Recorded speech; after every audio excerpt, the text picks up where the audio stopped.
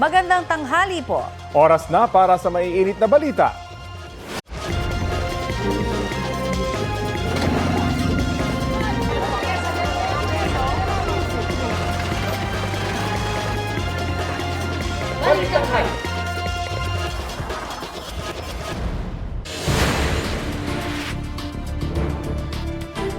Mainit na balita, 10,000 pisong fuel subsidy ang ibibigay ng pamahalaan sa kada unit ng bus sa bansa. Inanunsyo yan mismo ni Pangulong Bongbong Marcos ngayong umaga. We are now providing 10,000 subsidy for each bus unit. Tapos yung method of payment, lahat ng klaseng method of payment pwede. Sabi ni Pangulong Marcos, pwedeng ibigay ang fuel subsidy sa pamamagitan ng cash, cheque o sa bangko o kaya digital payment.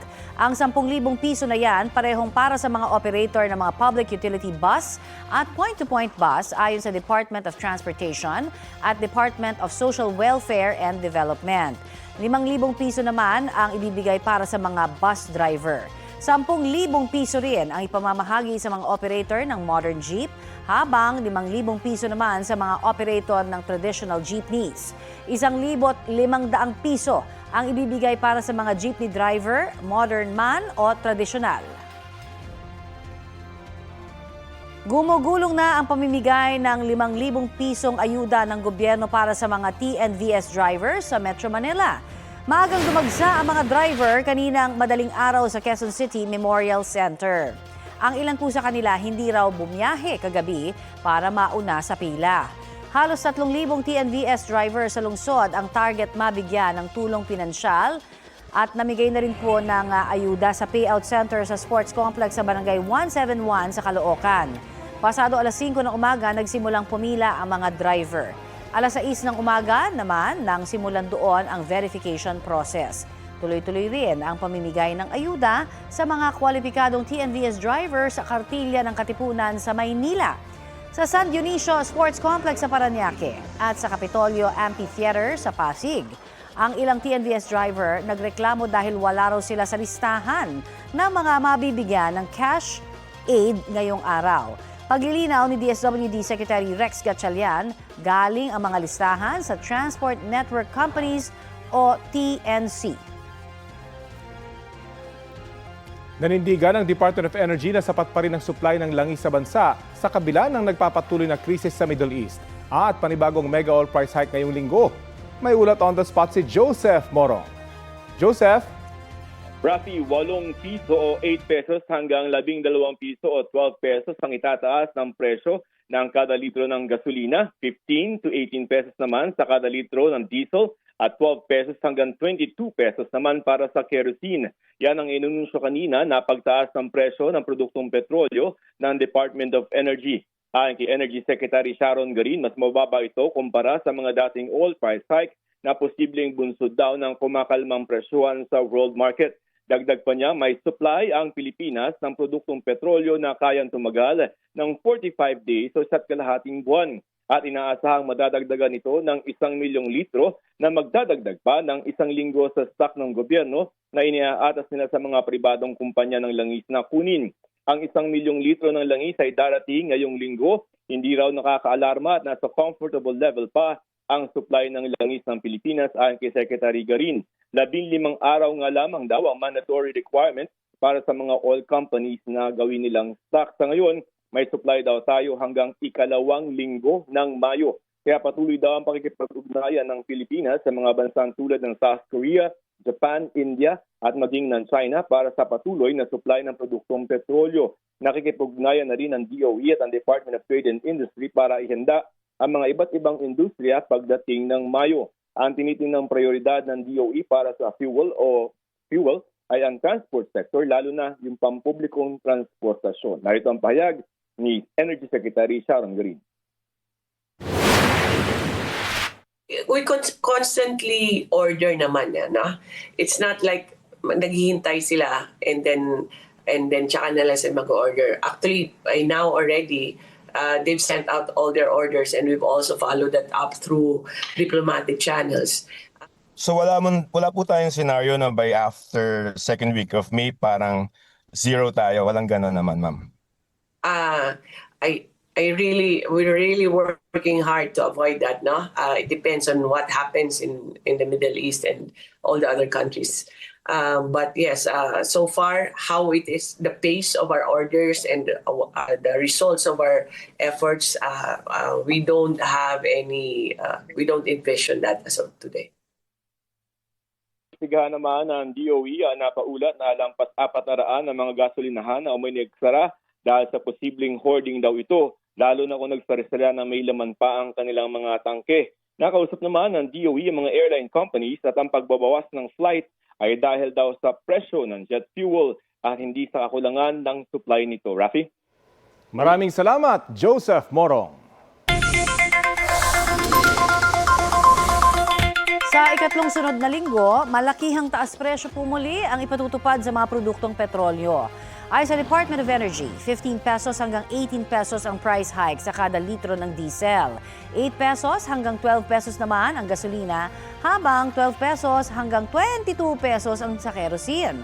Ayon kay Energy Secretary Sharon Garin, dahil pa rin po daw ito sa nangyayaring gulo sa Middle East. Staggered o utay-utay ang ipatutupad ng ilang oil companies. Kasunod ng oil price hike na yan, tinatayang 107 pesos hanggang mahigit 144 pesos na ang kada litro ng diesel sa Metro Manila. Halos 83 pesos hanggang mahigit 112 pesos ang gasolina, habang halos 112 pesos hanggang halos 166 pesos ang kerosene. Dahil sa laki ng tapya sa kanilang arawang kita, bunsod ng tuloy-tuloy na pagsipa ng presyo ng petrolyo, nananawagan ng ilang tsuper ng jeep sa Metro Manila na mabigyan na rin sila ng ayuda ng gobyerno. Balitang hatid ni James Agustin. Umabot sa Commonwealth Avenue ang pila ng mga motorista na magpapakarga sa isang gasolinahan kagabi. Karaniwan na ang ganitong sitwasyon sa mga nagdaang linggo, ilang oras bago ipatupad ang mega oil price hike. Ang jeepney driver na si Erenio, mahigit 3 litro lang ng diesel ang naipakarga dahil 350 pesos na lang daw ang hawak niyang pera. Dagdag yan sa naunang ginastos sa 1,200 pesos sa krudo sa 10 oras sa pamamasada. Todo kayod siya dahil wala pang maiuwing kita sa pamilya. Ang hirap talaga. Hirap talagang kita talaga. Kawawa talaga. Pag hindi ka magtyaga kahit pa paano, wala pang bili ng bigas. Katulad niya, wala kami naman natatanggap na ayuda. Kawawa kami talaga. Si Jonathan pumila muna sa gasolinahan bago gumarahe. 2,400 pesos daw sa kabuuan ng gastos niya sa diesel. Kaya kahit ibinabana ng kanyang operator ang boundary, maswerte na raw kung makapag-uwi siya ng 300 pesos. Lalong mahirap ngayon eh. Hindi naman nagdagan ng pamasahe. Kahit piso, wala, hindi natuloy. Hiling ng mga jeepney driver mabigyan na rin sila ng ayuda ng gobyerno. Malaki na raw kasi talaga ang tapya sa kanilang arawang kita. Kahit pa paano, makatulong man lang sa amin yung ayuda sir eh. Dahil sa sobrang taas ng gasolina eh. Yung tulong na ibigay na ayun, di pang diesel na. Pang dagdag sa diesel.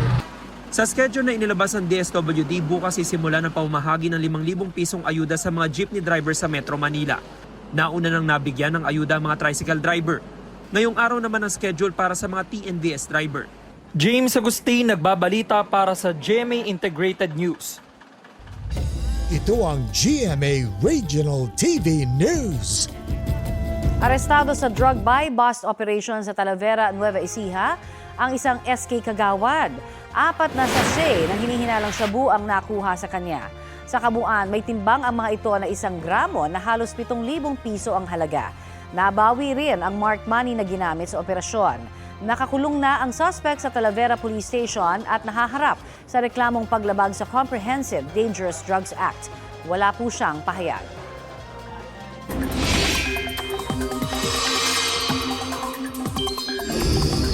Mga kapuso, tag-init na. Opisyal lang idineklara ng Pag-asa na tapos na ang malamig na amihan season. Ayon sa ahensya, tumitindi na kasi ang pag-iral ng easterlies o hangin galing sa Pacific Ocean. Halos wala na ang amihan. Bagaman paminsan-minsan ay nakaapekto pa ito sa ilang bahagi ng Northern Luzon. Babala ng Pag-asa, mas matindi ang mararamdamang init sa Northern Luzon na maaaring umabot sa 40.5 degrees Celsius ngayong tag-init. Iba po ang damang init o heat index sa air temperature. Sa heat index, kasama sa sinusukat ang humidity o alinsangan bukod sa init ng hangin. Kahapon naitala sa Davao City ang 34.5 degrees Celsius na pinakamataas na temperatura. 33.9 degrees Celsius naman sa Cotabato City, habang 33 degrees o 0.6 degrees Celsius naman ang init sa Zamboanga City. San Ildefonso, Bulacan, Malaybalay, Bukidnon at sa Kabacan, Cotabato. Ngayong Martes, posibleng umabot sa 40 degrees Celsius ang heat index sa Dagupan, Pangasinan, 39 degrees Celsius sa Cotabato City, habang 34 degrees Celsius sa Pasay at dito sa Quezon City. Pero mga kapuso, hindi ibig sabihin na tag-init na ay wala ng ulan na mararanasan. Ayon sa Pag-asa, posible pa rin ang mga panandaliang ulan o thunderstorm lalo na sa bandang hapon o gabi matapos ang mainit na maghapon. Base sa rainfall forecast ng Metro Weather, posible ang light to moderate rain sa ilang panig ng Bicol Region, Samar Provinces at Mindanao. Mababa naman ang tsansa ng ulan dito sa Metro Manila. Nakatayo sa kalsada sa Lapu-Lapu, Cebu ang lalaking yan na naka-orange na damit. Dumaan ang isang tricycle at umiwas para hindi mabangga ang lalaki. Tumigil ang tricycle at nang lumapit ang tricycle driver, sinuntok niya ang nakatayong lalaki. Agad namang umalis ang tricycle driver. Kwento ng biktima, hinihintay niya ang anak niyang patawid noon. Nahuli rin noong araw na yon ang tricycle driver. Paliwanag niya, nadala siya ng galit dahil muntik niyang masagasaan ang paa ng biktima. Nang iiwas niyang tricycle ay nauntog pa raw ang kanyang pasahero. Ayon sa asawa ng biktima, nakikipag-areglo ang mga kaanak ng suspect pero desidido silang magsampa ng reklamo. Sumadsad sa pinakamababa sa kasaysayan ang palitan ng piso kontra dolyar sa gitna ng gyera sa Middle East. Sabi ng ilang ekonomista, posibleng maapektuhan ng gulo ang mga nagbabalak mamuhunan sa bansa. Balitang hatid ni Maki Pulido. Patuloy ang palitan ng airstrike ng Israel at Iran na ngayon nasa ika-4 na linggo na. Sa gitna nito, lalo pang bumulusok ang halaga ng piso kontra dolyar. Nagsara ang palitan sa panibagong record low na 60 pesos and 30 centavos kada dolyar.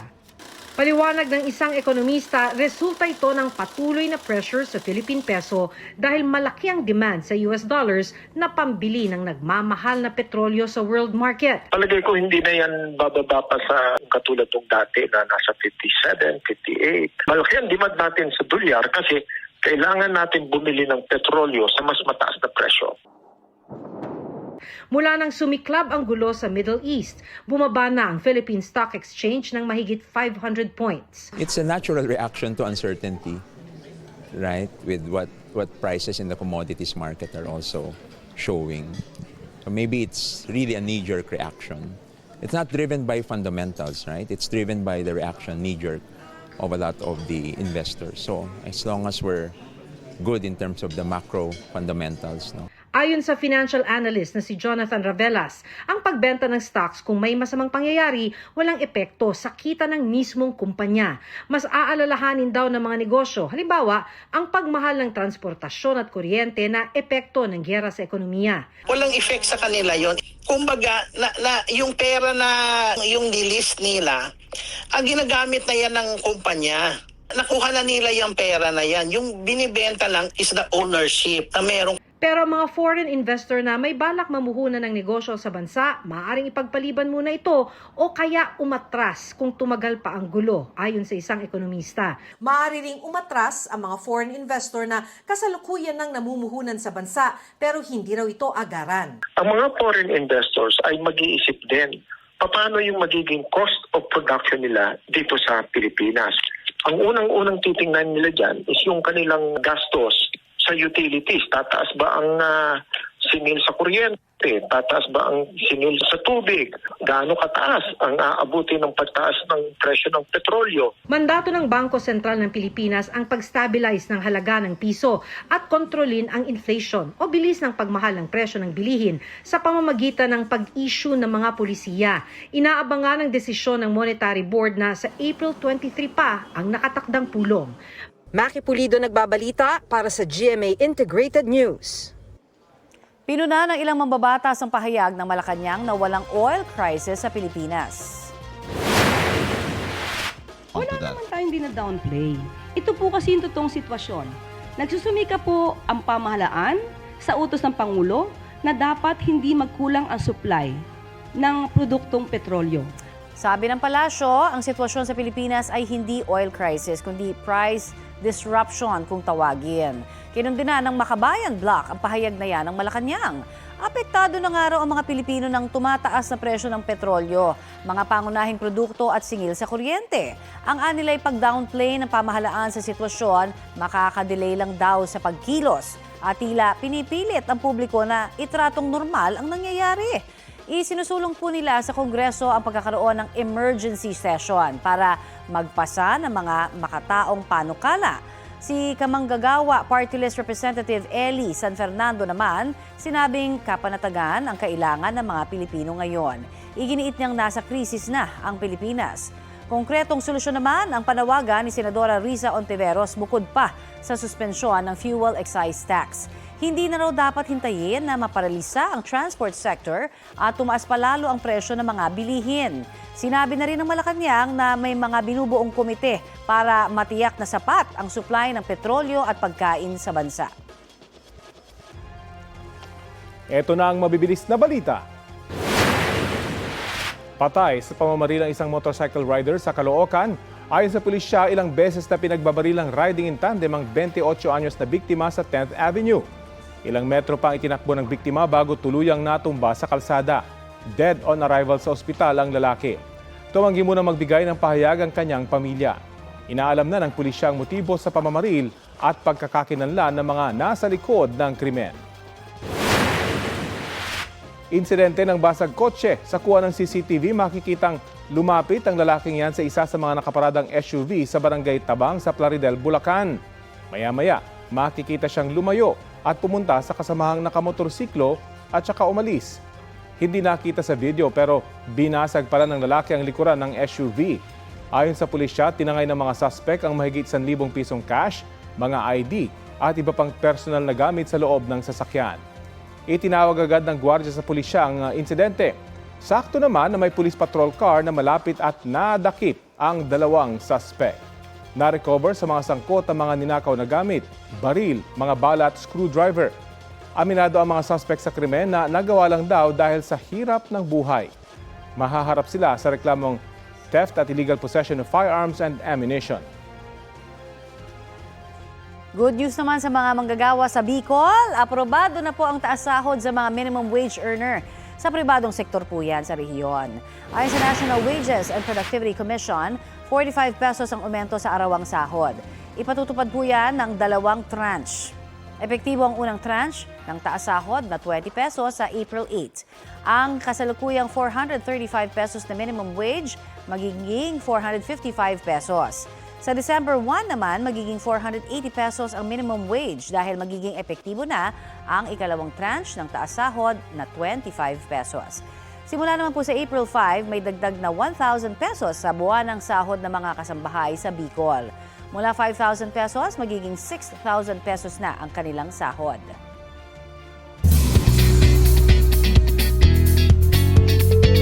Happy Martes, mga mare at pare! Kabilang si Sparkle star Yasser Marta sa mga mapapanood sa 8th Sinag Maynila Independent Film Festival 2026.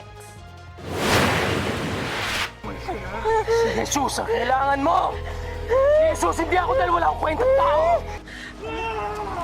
Tampok si Yasser sa pelikulang Desperada kung saan ginagampanan niya ang role ni Lucio na isang drug addict. Cast member din ang real-life girlfriend ni Yasser na si Rob Ginto na kasama niya sa red carpet ng festival kahapon. First time rin daw nilang maging bahagi ng naturang film fest. Showing ang pelikula hanggang sa March 29. Masaya si Yasser sa unang pagkakataon na pagbida niya sa isang film. Sobrang nakakataba na yung ng puso, yung tiwala na binigay po sa akin nila Sir Dennis, nila Direk Louie Ignacio, and thank you. Ako naman po, ito yung trabaho ko at gusto ko lang po ibigay yung best ko. Samantala, update tayo sa pamamahagi ng 5,000 peso cash and o aid sa TNVS driver ngayong araw. Pero ang ilan, wala daw sa listahan. Kausapin natin si Laban TNVS President June De Leon. Magandang umaga at welcome po sa Balitang Hali. Magandang umaga po sa inyo at magandang umaga po sa inyong taga-subaybay. Opo, ano po masasabi nyo sa pakiusap ni Secretary Rex Gatchalian sa mga wala sa listahang hawak ng DSWD? Puntahan na lang daw yung transport network companies dahil sila yung nagbigay ng mga pangalan ng kwalipikadong makatatanggap. Kung ganyan po ang pahayag ng ating DSWD Secretary, ay yan po ay ating gagawin. Kasi po, marami pa po hanggang kaninang umaga, marami po tayong natatanggap na reklamo dahil ulit-ulit nilang nire-review yung listahan na ipinost nila sa mga social media at talagang hinanap po ng ating mga kasamahan na drivers yung pangalan nila, ngunit wala po sila sa listahan. At nagtataka nga po kami kung saan po galing itong listahan na to. Kung ganyan po, galing po sa Transport Network Company itong listahan na to. Actually, ngayon lang po namin talaga nalaman na sa TNC nang galing itong listahan na to. Kung wala po yung mga listahan na yan, talagang gagawin po namin dahil mahalaga po yung 5,000 cash aid, no? Ng ating gobyerno sa ating mga kasamahan na drivers. Sa pagkakalam nyo, saan po ba galing yung listahan? At ano kayang posibleng paliwanag dito sa isyong ito? Wala po talaga kaming idea kung galing sa LTFRB, galing sa TNC, o saan man galing itong listahan na to. Talagang nagtatanungan din po kami kung saan ba talaga ito nanggaling dahil bigla na lang may nag-post ng ganito at inaanap talaga ng mga kasamahan natin yung kanilang mga pangalan at wala naman silang nakita. May sinatawag po kasing temporary drivers na posibleng magpaliwanag dito sa issue ito. Pakipaliwanag nga po ba, ano po ba yung temporary drivers sa mga TNVS? Wala po tayong alam tungkol dyan sa temporary drivers. Pero meron po tayong provisional authority na tinatawag kapag ikaw ay nag-apply ng prangkisa, ito ang unang ibinibigay ng LTFRB. Pero itong provisional authority na to ay 3 months, 3 buwan lang po ang itinatagal nito. At i-renew mo ulit kapag nag-expire po ito. Kaya lang, medyo mabagal po ang LTFRB sa pag-renew ng provisional authority. At pag-i-issue ng prangkisa sa mga TNVS, umaabot po na 1 hanggang 2 taon. Yan po ang matagal na naming nireklamo. Pero kung yung temporary na sinasabi niyo po na driver, wala pong ganyan. Lahat po ng TNVS driver ay regular na bumabiyahe sa TNVS at yung sinasabi po, yung tamang word dito, hindi temporary driver, kundi provisional authority po yung mga ang in-issue ng LTFRB sa ating mga sasakyan. Posible po kayang yung mga driver ng provisional na may provisional authority lamang, ito yung mga hindi nakatanggap? Meron na po ba kayong ganong impormasyon? Wala pa po sa ngayon, pero yung pong mga kasamahan natin na TNVS driver na hindi po nakakuha, meron po tayong hakbang upang maisama, o sinasabi nga ni Secretary Gatchalian na pumunta lamang sa kanilang tanggapan. Pero ito po, kukunin po natin ang kanilang mga detalye at tutulungan po natin ang ating mga kasamahan na drivers para makakuha ng cash aid. Magtutungo lamang po. Yan po, sa tapat po ng GMA 7, dyan lang po ang tanggapan ng headquarters po ng Laban TNVS. At nananalangin tayo, no, natanggapin ng ating gobyerno yung mga drivers na hindi nakatanggap. At ang inihingi lang po naman natin sa ating mga kasamahan na hindi nakakuha, yung kanilang lisensya at saka kung saan silang bumabiyahing platform. Bakit hindi sila nakasama? Kung nanggaling nga sa Transport Network Company ang listahan. Ilang porsyento na po ba yung ibinawas sa kanilang kita? Yung 5,000 ba? Gaano kalaki yung epekto nito? Yung 5,000 po, hindi po ganoon kalaki ang may tutulong, no? Yan po ang katotohanan. Dahil umaabot na po sa 500 to 700 pesos na ang nawawala araw-araw dahil sa patuloy na pagtaas ng gasolina at diesel dito sa ating bansa. Nagkakarga po tayo ng around 20 to 25 liters per day. So, halos doble na yung ang gasolina ngayon.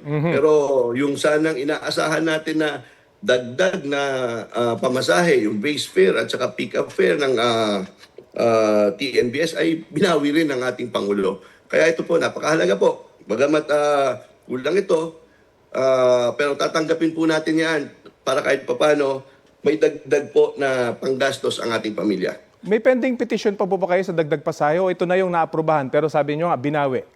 Oo, ito na po yung naaprubahan. Ang kahilingan po sana natin ngayon, ito po tignan natin gobyerno dahil hindi po tatamaan dito ang ating mga mananakay at tataas po ang kita naman ng ating mga kasamahan na TNVS driver. Kailangan po silipin ng ating gobyerno yung mga komisyon ng bawat transport network company. Dahil po meron pong mga komisyon na 25 hanggang 30% ang kinakaltas sa ating mga driver. Meron naman pong transport network company na 5 to 10% lang ang kanilang kinakaltas. Sana po, ito ay bakit 25 to 30%? Sana po, i-flat na lang nila sa 10% para naman kahit papano, kahit walang dagdag pamasahe, kumita ng maayos ang ating mga kasama na TNVS drivers. Isa po ba ito sa ipipetisyon nyo sa pamahalaan na gawing, kumbaga, common na, gawing mas mababa yung porsyento? Oo, matagal na po. Matagal na po natin hinihiling ito na i-regulate ang mga commissions ng transport network company. Dahil pag naisip po ng TNC na magtaas ng komisyon, bigla na lang nilang ini-implement ito na walang konsultasyon at walang proper na pag-uusap. May mga nagsasoli na raw ng mga ng kanilang mga sasakyan yung mga miyembro ninyo. Gaano kalaking porsyento ito? Ay, totoo po yan. Noong una pa lang po, marami na po nagsoli ng mga susi ng ating mga sasakyan. Dahil talagang nauwi po sa pagkalugi. Minsan po, 18 hours na po bumabiyahe, 300 pesos lang ang naiuwi nila sa kanilang pamilya. Kaya po, nung nagkaroon ng news na balita na tataas ang base fare at may pick-up fare na, yun po, nakiusap ulit ang ating mga driver, binawi na nila ulit ang ating ang kanilang sasakyan para bumiyahe ulit. Kaya lang, parang alam niyo ho yung pakiramdam na na binigyan ka na ng candy tapos binawi ulit, ganun po Kaya na yung galit ng ating mga kasamahan na driver talagang sobra-sobra nung inanunsyo ng ating Pangulo na walang dagdag pamasahe. Okay, abangan po natin yung inyong mga kahilingan at petisyon sa mga kinauukulan sa pamahalaan. Maraming salamat po sa oras na binahagi nyo sa Balitang Hali. Maraming salamat po. Mabuhay po kayo. Yan po si Laban TNVS President June De Leon. Susubukan po nating hinga ng reaksyon ng LTFRB at Transport Network Companies kaugnay sa pahayag ni Ginoong De Leon. Nakatitigan ng siklistang yan ang nilampasan niyang rider sa Cainta, Rizal. Ilang sandali lang, huli kam na sinundan siya ng rider at binundol. Sumemplang ang siklista at natamaan pa ng isang tricycle sa kabilang lane. Nawalan siya ng malay at nagtamo ng mga sugat at bukol sa katawan. Kwento ng siklista, nasa bike lane siya noon nang ilang beses daw siyang businahan ng rider. Umalis daw siya sa bike lane at nakita raw niyang masama ang tingin sa kanya ng rider. Kumuha raw siya ng cellphone para kunan ng larawan ng nakamotorsiklo, bagay na ikinagalit nito. Naghain na ng reklamo sa Cainta Police ang siklista. Makikipag-ugnayan naman ang pulisya sa Land Transportation Office para matukoy ang rider sa video.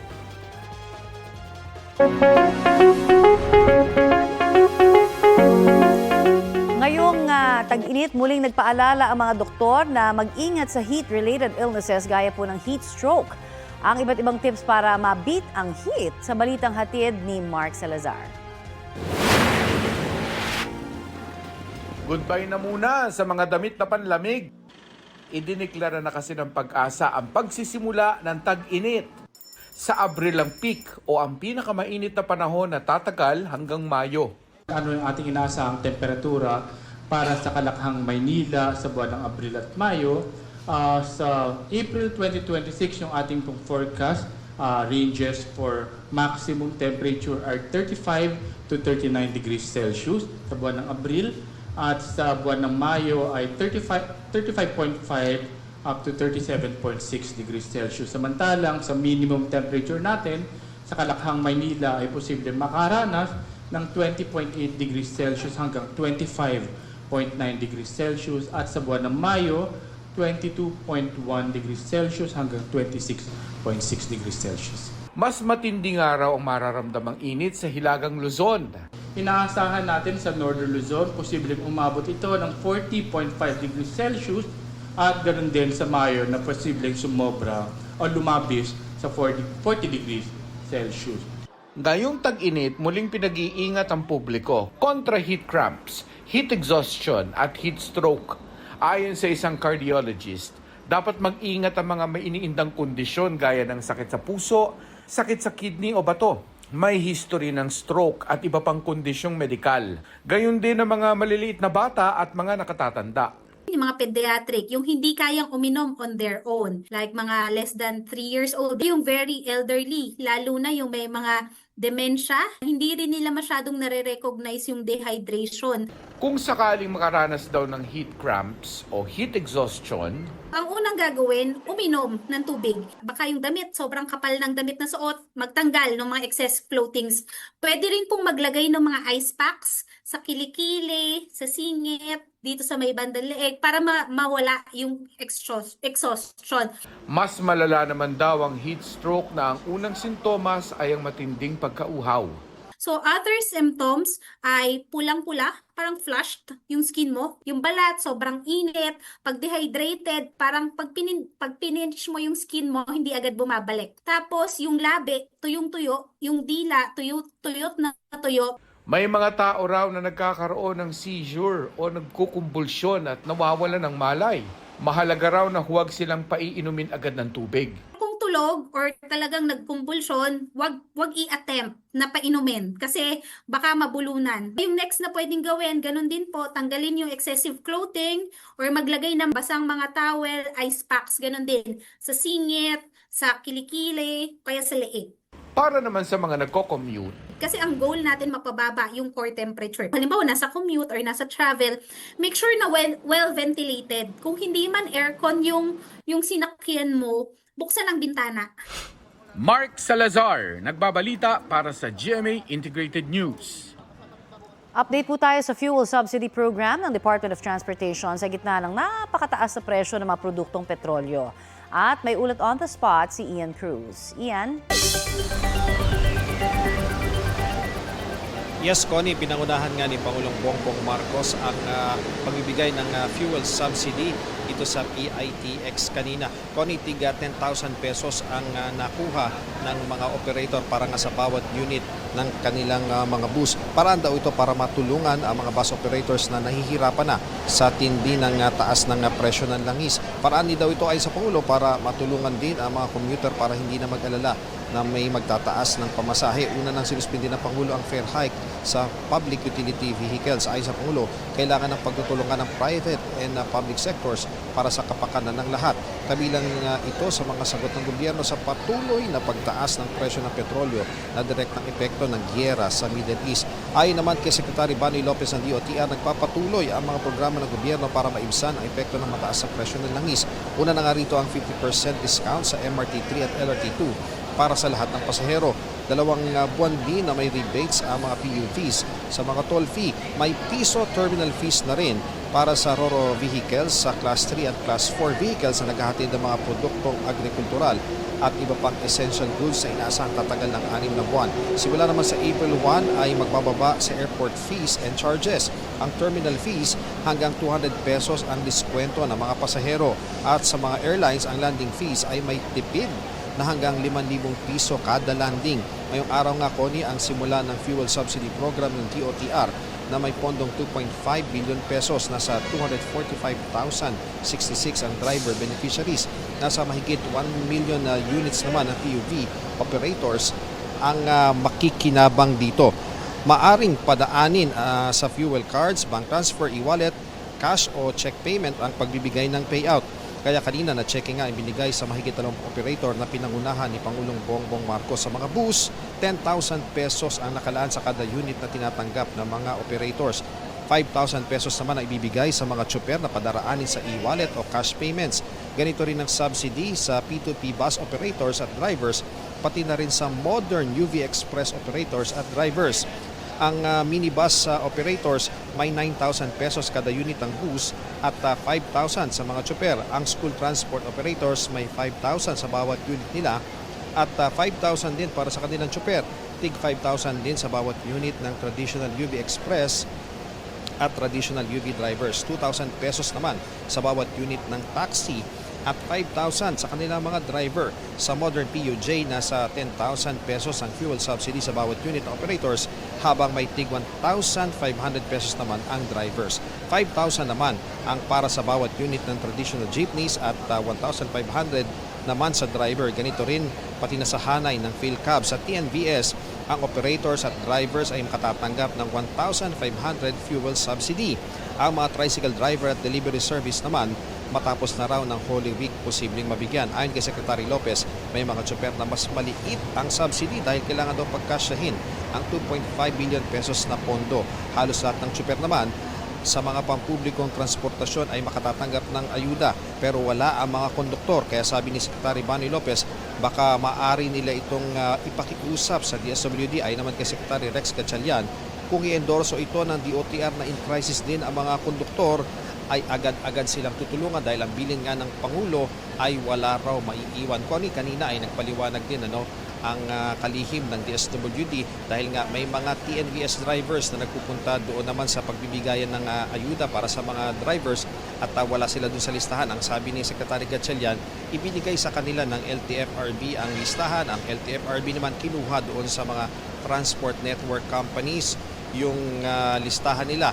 Kaya ngayon, Connie, pinamamadali talaga ng LTFRB doon sa mga TNCs na lahat na ng kanilang mga drivers na TNVS ay isumite ang pangalan sa kanila, maging sila yung regular na bumabiyahe doon sa mga TNVS o yung mga temporary o yung nagpa-part-time doon, para lahat daw talaga ay mabibigyan ng tulong habang tumataas pa rin ang presyo ng produktong petrolyo. Balik sa iyo, Connie. Ian, may mga natanggap daw na ulat si Secretary Gatchalian ng mga TNVS driver na wala sa listahan. Ano ang paliwanag dito?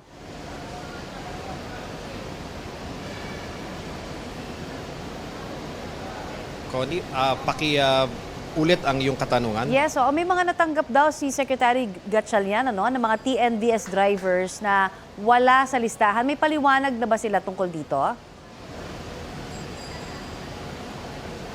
Yes, Connie, ang sinasabi talaga ng DSWD, kinuha lang nila ang kanilang mga listahan mula sa LTFRB. Ang LTFRB naman, ang sinasabi, tinanggap lamang nila ito mula doon sa mga TNCs yung mga namamahala ng mga TNVS drivers.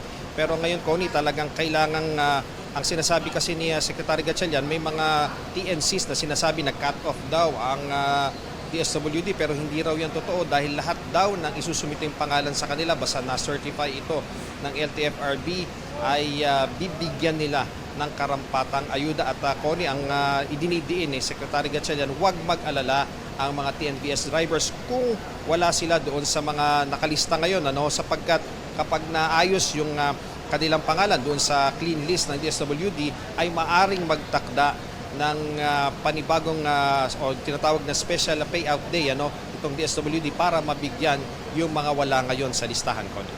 Maraming salamat, Ian Cruz. Ito ang GMA Regional TV News. Patay sa engkwentro ang isang lalaking inaaresto ng mga pulis sa San Fernando, Cebu. Ang lalaki, suspect sa pamamaril sa isang naglalako ng fruit salad. Balitang hatid ni Femari Dumabok ng GMA Regional TV. Sunod-sunod na putok ng baril mula sa malayo ang narinig sa sitio Bulok-Bulok, Barangay Sangat sa San Fernando, Cebu. Nauwi na pala sa engkwentro ang hot pursuit operation ng pulisya laban sa 44 anyos na lalaking suspect sa pamamaril. Nakipagbarilan umano ang suspect sa mga rumisponding pulis. Halos 5 oras nagtagal ang barilan hanggang sa rumispondi na rin ang mga pulis sa kalapit na lungsod. Ayon sa pulisya, armado ang suspect ng iba't ibang long firearm at mga armas. Kalaunan, biglang nagliyab ang bahay nito habang nasa loob pa ang suspect. Inaalam pa ang sanhi ng sunog. Sinubukan pa raw tumakas ng suspect mula sa nasusunog na bahay, pero dito na umano siya nabaril at napatay ng mga pulis. Nakastorya po na ko ang anak niya karon, gitawagan niya during atong negotiation na mo, nananghid na daw, nag-I love you na yan, nananghid upuan ba, kanang di siya mo surrender daw. Hinuhuli noon ang suspect dahil sa pagbaril at pagpatay umano sa naglalako ng fruit salad nitong Sabado. Nangyari ang krimen ilang metro mula sa tinitirhan ng sospek. Base sa inisyal na investigasyon, pinaghinalaan umano ng sospek na asset ng mga pulis ang biktima. Nagpapagaling naman sa ospital ang isang pulis na nasugatan sa engkwentro. Sinisikap makuha ng GMA Regional TV ang panig ng pamilya ng napatay na sospek.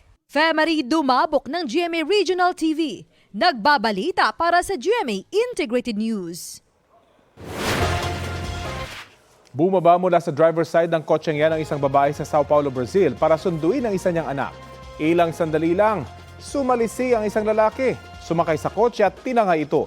Nagpanik ang ginang dahil nasa loob ng sasakyan ang 2 buwang gulang niyang sanggol. Inireport sa pulisya ng ilang saksi ang nangyari at hinabol nila ang sasakyan. Natagpuan kalaunan ng kotse na inabandona halos 3 kilometro mula sa pinangyarihan ng carnapping. Ligtas sa loob ang sanggol na dinala sa ospital para sa medical check-up. Ayon sa mga otoridad, inabandona ng suspect ang kotse nang mapansing hinahabol pa rin siya ng mga saksi. Sinubukan pa niyang tumakas. Nahuli naman siya ng mga saksi hanggang dumating ang mga otoridad.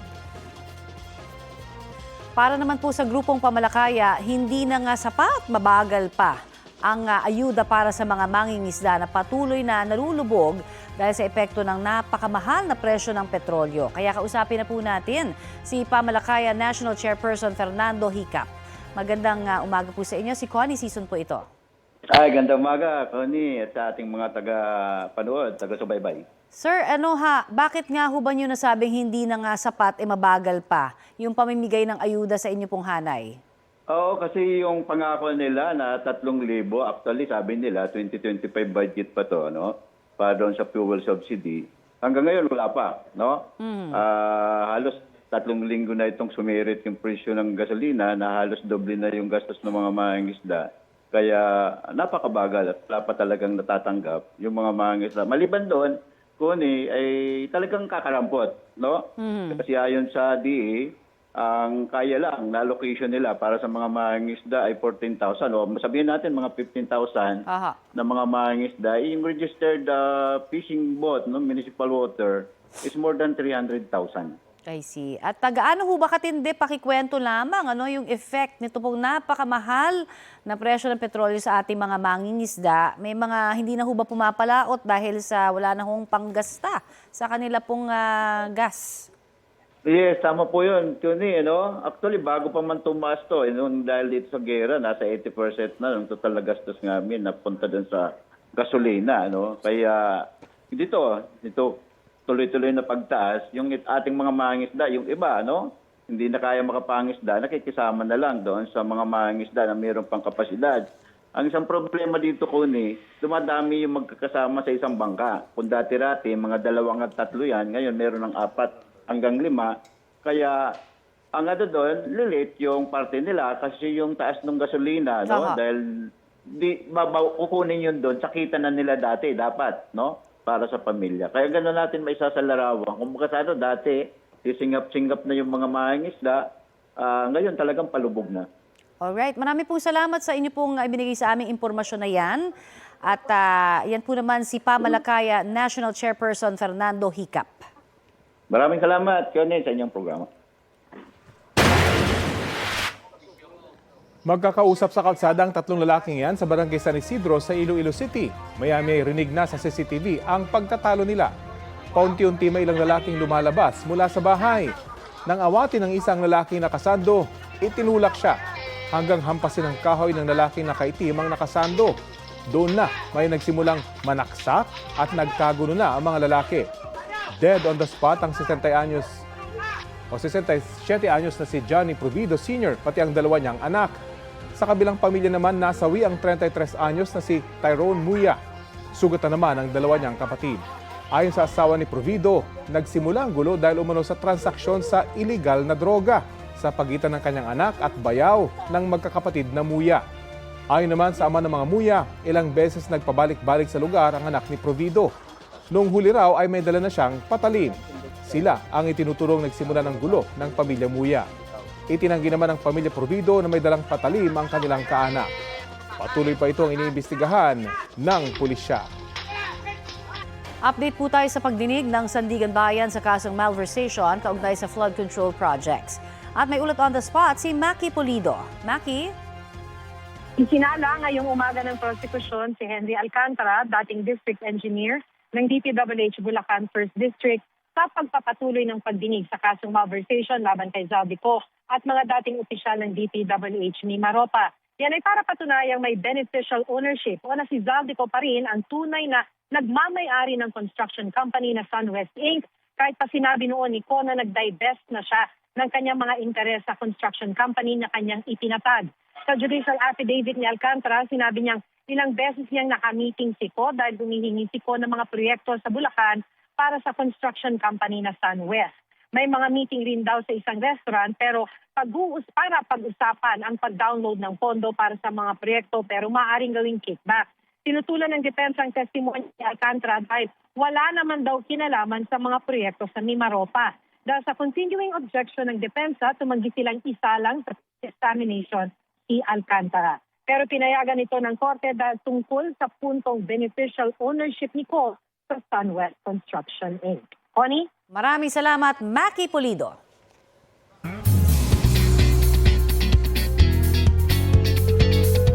Marami ng hatid na drama feels at intense scenes kahit pilot episode pa lang ng Kapuso musical series na Born to Shine. Anong pakiramdam ng pinalitan, Minch? Mas masakit? Mas matindi pa sa sakit na binigay mo sa akin. Ipapakita ko sa inyo. Hindi niyo ako mapapabagsak dahil sa pagtanggal niyo sa akin dito sa Rosabelas. Yan ang mainit na komprontasyon ni Dara at Minchi na ang younger versions na ginagampanan ni Julian San Jose at Mikey Quintos. Ang adult version nila ay gagampanan ni Vina Morales at Manilyn Reynes. Ang ugat ng conflict nila ay nang ma-inlove ang backup singer na si Minchi kay Dio played by River Cruz. Pero si Dio in a relationship kay Dara. Buong akala ni Minchi, minahal siya ni Dio, pero in the end, nilaglag at iniwan siya sa ere. Ang dapat abangan ay kung paano na ang career ni Minchi ngayong buntis siya. Abangan na yan mamayang 2:30 p.m. sa GMA Afternoon Prime.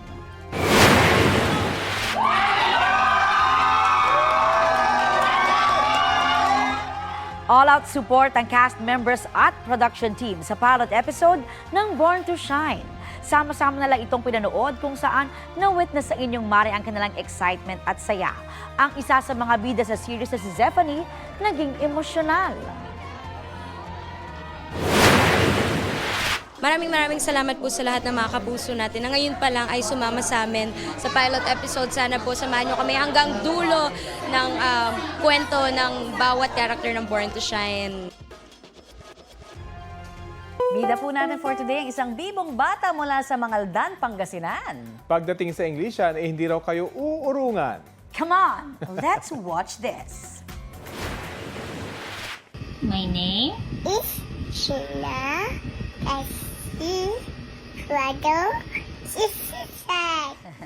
Ayan, pumatok online ang My Name introduction ng batang si Georgina Cassidy na nooy 1-year-old pa lamang. Habang lumalaki, mas na-develop pa ang pakikipag-usap niya sa wikang Ingles sa tulong ng kanyang magulang.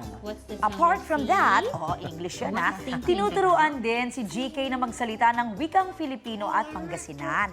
Kaya certified na multilingual in the making ang chikiting. At ngayong magtatatlong taong gulang na, benta pa rin sa netizens sa mga eksena ni GK. What's that noise? It's Papa. Let's look. Oh, you look. Gaya ng iba pang video si GK, milyon-milyon na ang views niyan. Kaya naman, trending! At ito po ang Balitang Hali. Bahagi kami ng mas malaking misyon. Ako po si Connie Season. Rafi Tima po. Kasama niyo rin po ako, Aubrey Carampel. Para sa mas malawak na paglilingkod sa bayan. Mula sa GMA Integrated News, ang News Authority ng Filipino.